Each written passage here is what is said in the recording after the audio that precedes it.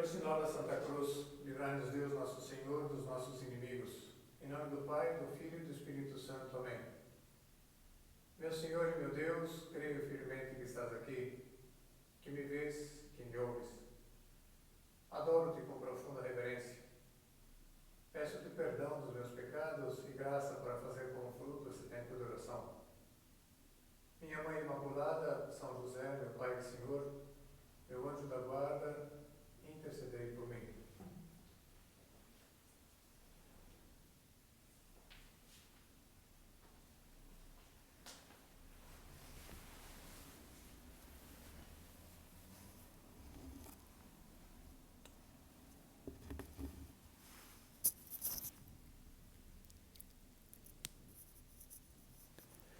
Iniciamos o nosso segundo dia de retiro.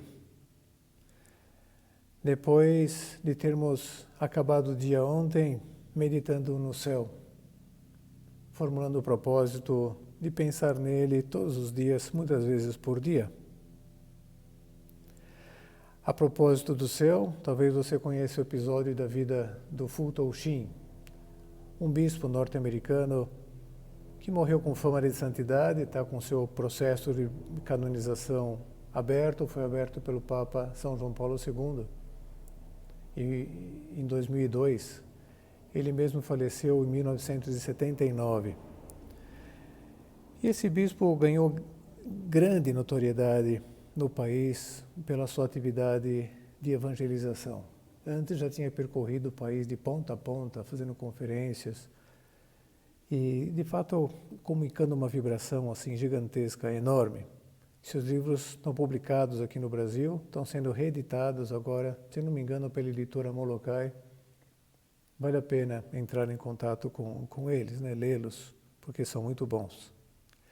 Ele contava com uma vez, foi numa cidade pequena, lá nos Estados Unidos, para dar uma palestra, o tinham convidado para falar na prefeitura, e chegou lá na rodoviária e não sabia o caminho para ir até a prefeitura e abordou o primeiro rapaz que passava e pediu se podia instruí-lo. E o outro disse, claro, padre, vou com o senhor até lá. Não precisa que você me acompanhe, basta você me dizer o caminho. Não, eu faço questão de ir com o senhor até lá. E no meio do trajeto, o rapaz que já tinha ganhado confiança se voltou para ele e disse, mas o que o senhor vai fazer lá na prefeitura? E o Fulton Sheen respondeu, vou dar uma conferência. Puxa, sobre o que o senhor vai falar? Vou falar sobre o caminho para chegar no céu. O rapaz parou um momento, olhou para ele, meio brincalhão, e disse, mas se o senhor não sabe nem o caminho da prefeitura? Pois é, nós, depois da nossa meditação de ontem, estamos numa situação bem privilegiada, porque nós descobrimos o caminho para chegar no céu. E descobrimos que o caminho é Jesus Cristo. O caminho, a verdade e a vida. E por isso, para nós, ganhou ainda mais sentido aquelas palavras insistentes de São José Maria Escrivá, que nós encontramos nos seus escritos, e sabemos que ele também, além de exortar para que nós as vivêssemos, deixava como que uma dedicatória nos livros que costumava dar de presente, dizendo que procures a Cristo, que encontres a Cristo, que trates a Cristo, que ames a Cristo. E nos perguntamos a teologia ontem, onde procurar com a certeza de encontrar para tratar e amar a Jesus? E os teólogos nos respondem, é preciso procurá-lo no pão e na palavra. A palavra entendida no sentido amplo, como sendo a oração, meditaremos sobre ela, sobre a oração, agora na próxima meditação. E a palavra entendida no sentido estrito, sendo a Sagrada Escritura, especificamente o Evangelho, acompanhado das epístolas dos apóstolos. Sobre isso meditamos ontem à noite. E para agora de manhã já tínhamos anunciado que centraremos a atenção no pão. na Eucaristia como local para buscar, com a certeza de encontrar, para tratar e amar muito a Jesus Cristo.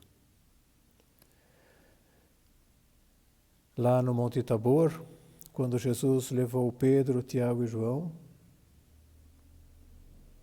naquele êxtase que se produziu na alma dos apóstolos, de repente o Pai quebrou o silêncio e deixou-lhes essa instrução, dizendo: "Este é o meu Filho muito amado, ouviu." O céu, então, que na mente deles, que como nos transmitiram com muita força, vai consistir em contemplar a Deus, contemplar a Cristo.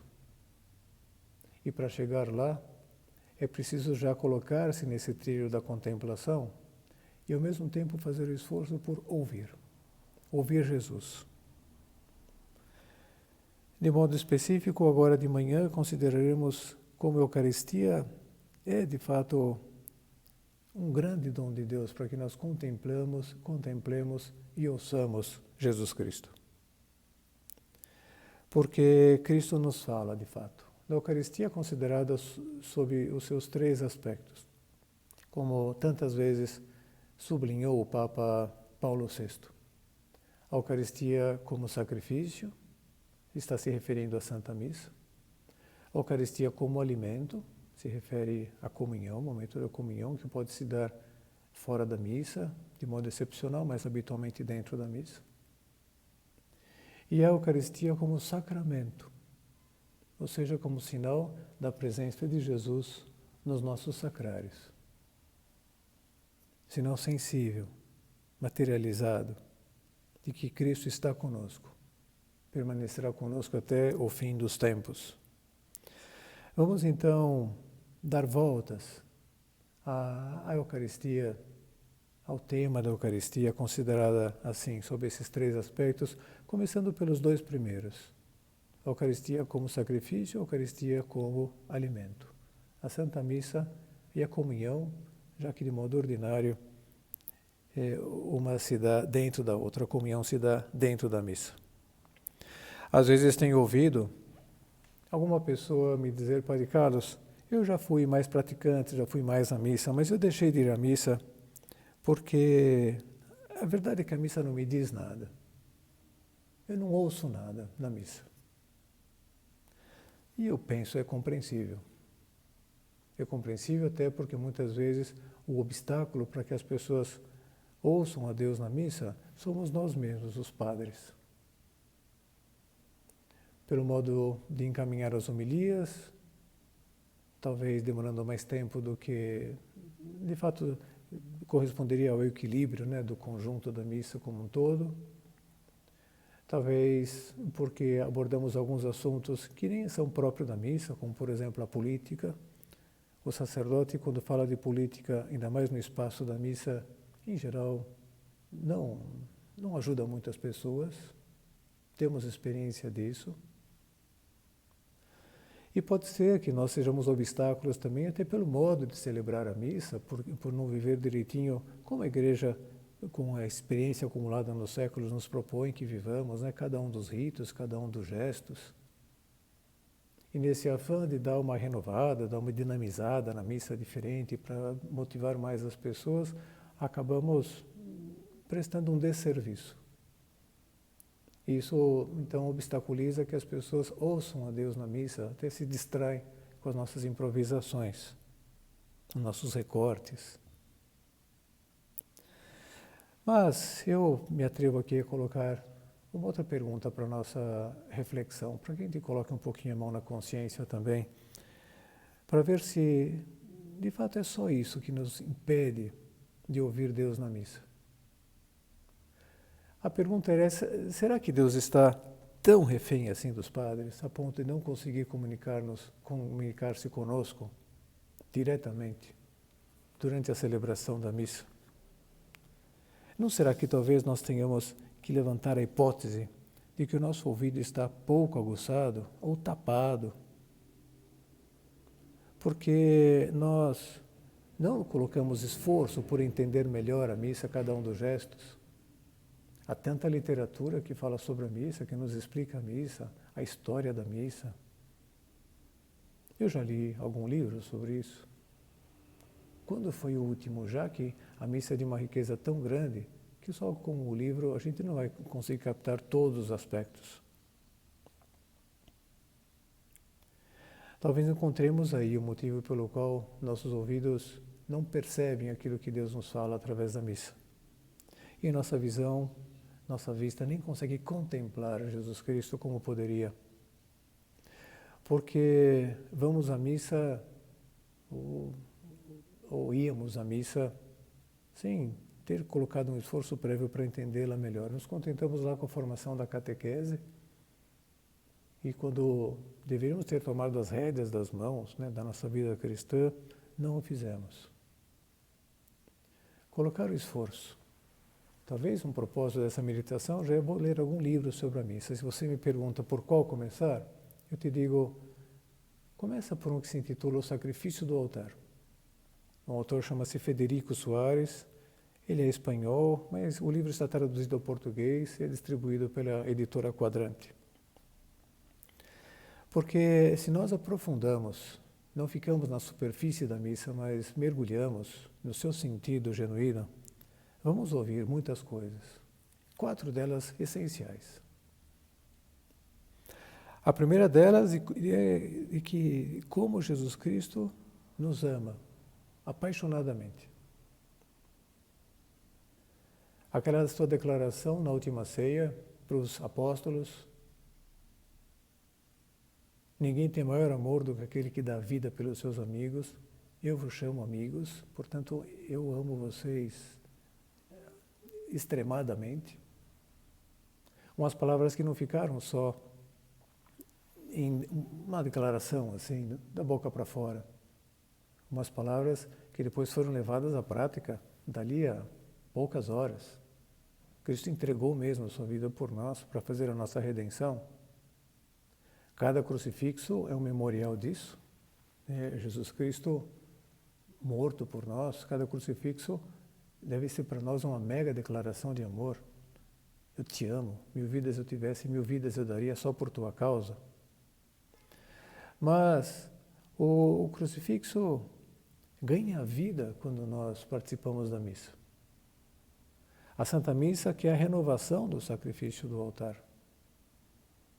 A palavra mais exata, assim, atualmente já chegou a essa conclusão, mas o que é renovação é uma reapresentação do sacrifício de Jesus ao Pai.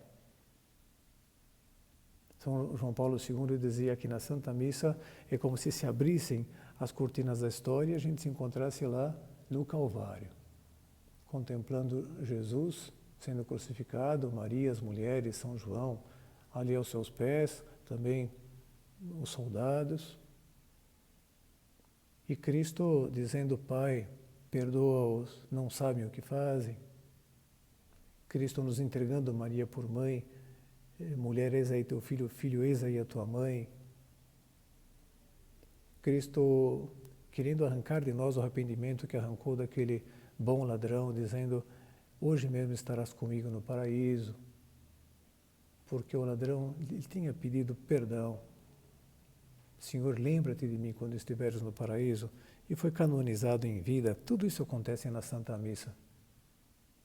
E Cristo está lá demonstrando que de fato nos ama até o extremo, na prática. E se nós participássemos da missa com essa consciência, ouviríamos, e o nosso coração ficaria muito satisfeito. Estamos considerando isso desde a primeira meditação na sexta à noite, como nós temos necessidade de que nos digam: eu te amo, saber-nos amados, sentir-nos amados. Em cada missa, Jesus Cristo volta a declarar-nos isso assim de modo descarado. Não só Jesus, o Pai e o Espírito Santo.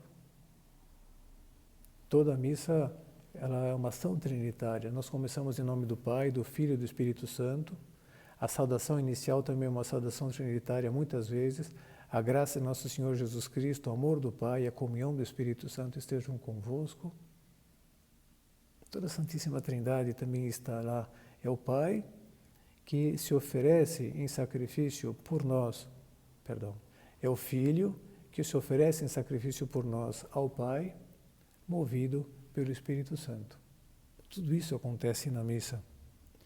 E São José Maria Escrivá gostava de utilizar essa expressão: a missa é uma torrente trinitária de amor, né? Todo o amor de Deus que se derrama sobre nós, uma espécie dessas de enxurradas, dessas que nos invade a alma, pode invadir na nossa alma. Não sei se você conhece esse desenho animado, se intitula O Maior Milagre. Foi produzido no México, está em castelhano, a gente encontra ele legendado, encontra lá na Netflix. Vale a pena tomar contato com ele, em que fica, de modo assim muito gráfico, expressado o milagre mesmo que acontece em cada missa. As cortinas da história se abrem, mas também se costuma dizer como o céu se abre, né? E todos os anjos vêm participar junto da missa, todos os santos participam da missa. Conosco. É um momento único, devia ser, na nossa semana, né, no domingo, mas muitos de vocês já se propuseram, e quem sabe agora ganham estímulo para frequentar a missa também durante a semana, alguns dias mais, eventualmente até diariamente, como é recomendado pela Igreja. Mas na missa nós vamos experimentar como ninguém tem maior amor por nós do que o próprio Jesus Cristo. Vamos contemplá-lo, amando-nos, e vamos também ouvir, né, deixar que nossos ouvidos sejam ali impactados por essa declaração de amor. Mas Jesus nos diz outras coisas. Uma segunda coisa, que todos os nossos sacrifícios para Ele, quando nós os depositamos no altar, começam a fazer muito sentido, tanto no céu, mas também particularmente para nós, na nossa vida. Nosso Senhor diz: eu aceito os teus sacrifícios.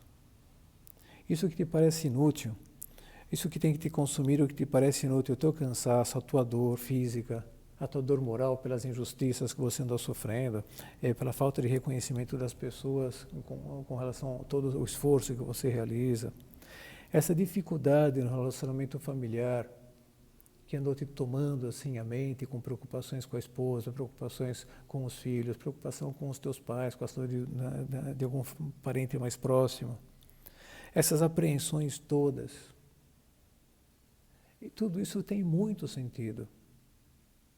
Ainda mais se você resolver também celebrar a missa juntamente com o sacerdote e colocar todos esses teus sacrifícios em união com o sacrifício de Jesus, colocar lá sobre a patena, onde o sacerdote vai fazer o ofertório, no próprio cálice, que também faz parte do ofertório. Há uma música antiga dessas de missa, cujo o refrão é assim: minha vida tem sentido cada vez que eu venho aqui. Eu te ofereço o vinho e o pão, eu te ofereço o meu amor. Ou seja, tudo aquilo que parecia para nós inútil, um desgaste que estava para nós uma fonte de frustração. Agora, aquilo que, como São Paulo, utilizando uma expressão forte sua, podia parecer-nos esterco, quando nós unimos o sacrifício de Jesus na cruz, ganha muito sentido, aquilo se converte em ouro. Se converte em fonte de redenção para nós, na nossa própria alma, em fonte de redenção para as pessoas que nós fazemos depender de nós.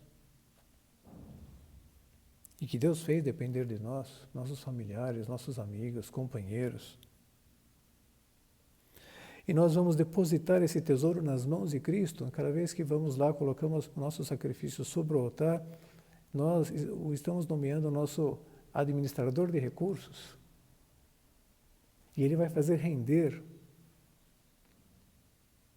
Então, eu já recomeço a semana com essa perspectiva de cumprir aquilo que São Paulo diz também, que é preciso que nós saibamos oferecer a nossa vida, né, como uma hóstia pura, santa, agradável a Deus por Jesus Cristo. E a missa, então, se converte não só na missa de Jesus, ou na missa do Padre, se converte na nossa missa. O meu sacrifício unido ao sacrifício de Cristo. E Jesus me disse que o sacrifício tem muito sentido. Une ele ao meu. Isso enche nossa alma também de satisfação. Jesus Cristo ainda nos diz uma terceira coisa. Nos diz que nós podemos ter certeza de estarmos sendo ouvidos por Deus cada vez que colocamos ali a nossa petição de perdão na missa, quando nós colocamos a nossa petição de mais graças na missa, oferecemos aquela missa, apresentamos o sacrifício do Senhor ao Pai, também nós, movidos pelo Espírito Santo, por intenções muito específicas, pelo emprego do filho que está desempregado, pelo ajuste familiar da filha que está lá numa crise profunda lá com o marido, tudo isso. O meu agradecimento é aceito por Deus. Obrigado, meu Deus, porque deu certo. Obrigado, meu Deus, porque consegui conversar, ter uma conversa assim mais franca com aquele amigo, para que a gente acertasse o passo, sentasse os ponteiros, ou consegui ter aquela conversa orientadora com meu filho que estava me custando muito, eu tinha receio da reação que ele ia ter, e foi muito boa. Obrigado, meu Deus. Então, essas nossas ações de graças, nossos atos de adoração, nossa petição de perdão, nossa petição de mais graças, chegam até Deus. Isso para nós também deve ser uma fonte de grande segurança. A gente fica tão inseguro, né, quando manda uma mensagem, e às vezes porque não estamos numa área coberta, nem sai do WhatsApp, fica só aquele quadradinho do lado. Ficamos torcendo para sair, de repente pega a área, sai, fica um risquinho. Mas demora para formar o segundo risquinho, ou seja, não entrou no destino para o qual a gente tinha enviado. Porque a pessoa está com o celular desligado, está com ele fora de área, modo avião, vai saber. Até que de repente a gente percebe que ficou o segundo risquinho, opa, pelo menos entrou. E como nós agradecemos que a pessoa nas suas configurações não deixa assim de modo privado, de tal modo que fique azulzinho ainda, aqueles dois risquinhos fiquem azulzinhos. Ufa, foi visto, foi visualizado. E Nosso Senhor nos garante que cada vez que nós levamos as nossas petições, essas nossas mensagens para Ele, então Ele visualiza, Ele as recebe, Ele visualiza e já está envolvido naquilo. Na missa ainda Jesus nos diz uma quarta coisa: tomai e comei, para que nós comunguemos. Logicamente, é um forte estímulo para que nós estejamos preparados também para isso, porque se não estivermos, essas palavras não são dirigidas a nós. Pelo menos não de aplicação imediata. São dirigidas a nós para que a gente se prepare, se a gente não está em condições de comungar nessa missa, para comungar na próxima. O que é que nos impede de comungar na missa? Ter a consciência de algum pecado grave na alma. Isso exige de nós uma confissão prévia. Andou se desenvolvendo aí uma teoria a respeito de que, com a perspectiva de que eu vou me confessar na quarta-feira, então posso comungar hoje, que é domingo, já em previsão da confissão. Isso não é correto, não se sustenta com base no catecismo da igreja, com base na doutrina oficial da igreja, não se sustenta. É preciso confessar-me previamente para poder comungar. Mas, pelo menos, se eu não estiver em condições, já vai servir de estímulo. Vou confessar mesmo na quarta, daí comungo no próximo domingo. Mas, com a graça de Deus, estando em condições, Cristo nos diz: levanta-te e come. Aquelas palavras que o anjo disse para o profeta Elias, não sei se você lembra desse episódio da sua vida lá no Antigo Testamento, que já estava muito desanimado, caminhando pelo deserto, sendo perseguido, ou seja, tendo que cumprir uma missão, e já estava entregando os pontos. E pede a Deus a morte, inclusive. Cai lá no chão, e é invadido por um sono profundo, e de repente é acordado por um anjo, vê do seu lado que tem um pão assado, uma vasilha com água, e o anjo lhe diz: levanta-te e come, teu caminho é longo, você ainda tem que percorrer bastante. E com a força daquele alimento, diz a Escritura, Elias caminhou ainda 40 dias e 40 noites, que na linguagem da Bíblia significa que ele deu todos os passos que ele correspondia a dar para cumprir a sua missão. Eu gosto muito de uma música, também dessas de comunhão, já mais antiga, da Miriam Collin, que se intitula Levanta-te e come. Você deve conhecer também.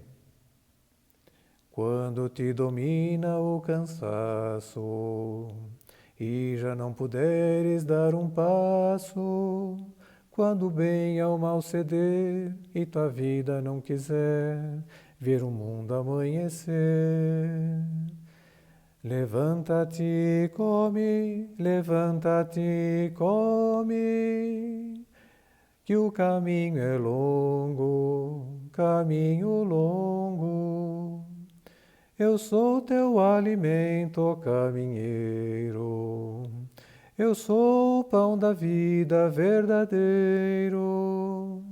Te faço caminhar, vale monte atravessar,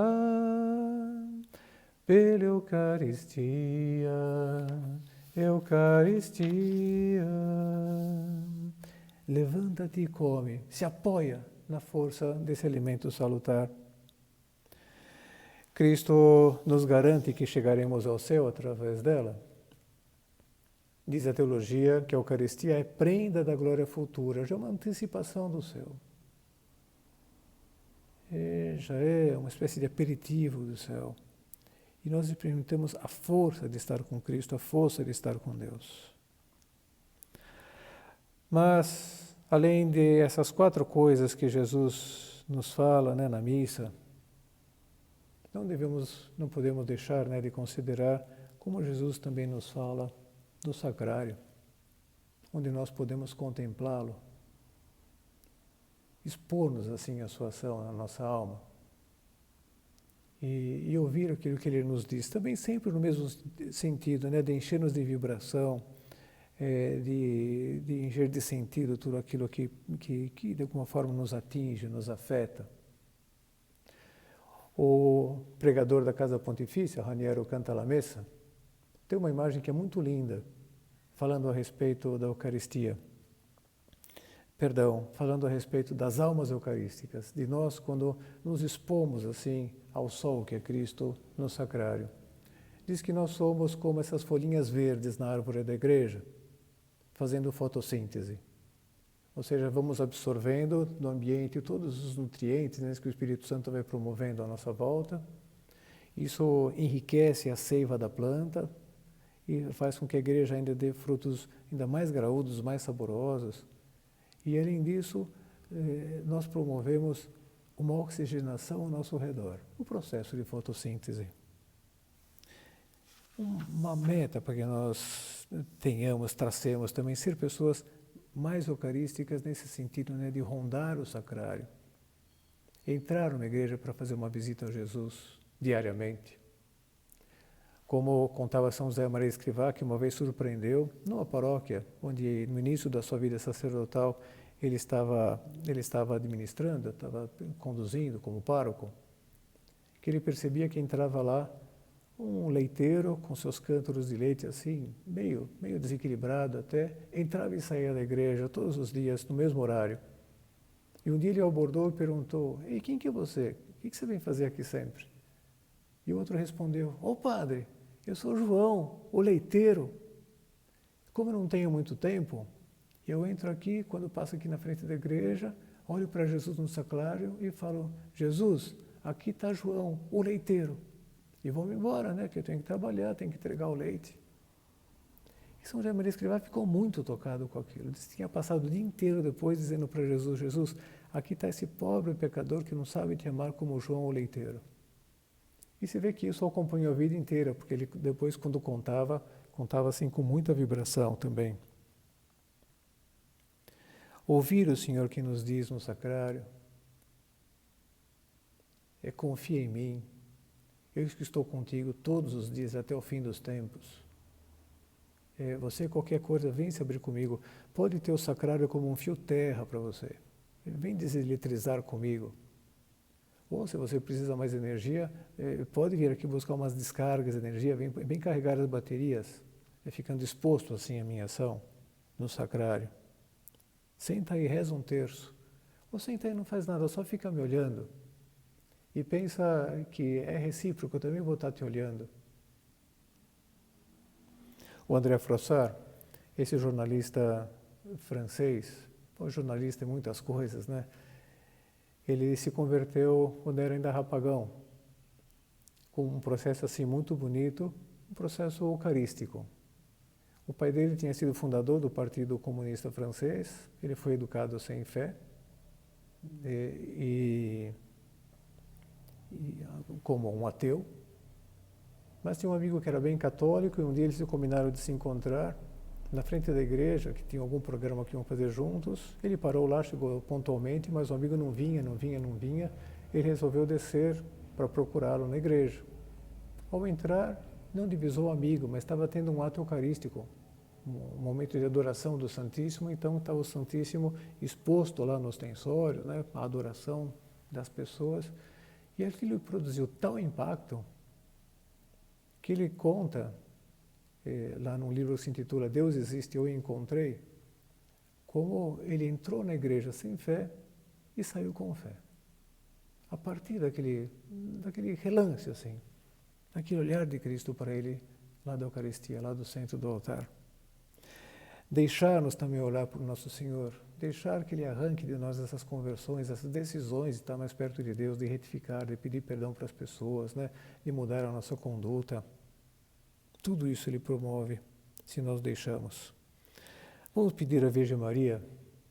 A Nossa Senhora, ela foi cunhada assim por São João Paulo II, na última encíclica que ele escreveu antes de falecer, Eclésia de Eucaristia, a Igreja vive da Eucaristia. Diz que Nossa Senhora era mulher eucarística. Pedir que nos faça, de fato, trilhar o caminho do céu. Eu sou o caminho, a verdade e a vida. Meditávamos ontem à noite como procurar a Cristo na Escritura, com a certeza de encontrá-lo, tratá-lo e amá-lo. E agora, dando um brilho ao nosso modo de ser eucarístico, procurá-lo na Eucaristia, procurá-lo na Santa Missa, procurá-lo na comunhão, procurá-lo no sacrário, com a certeza de poder contemplá-lo e ouvi-lo. E com a certeza de saborear, já aqui na terra, um pouquinho do céu.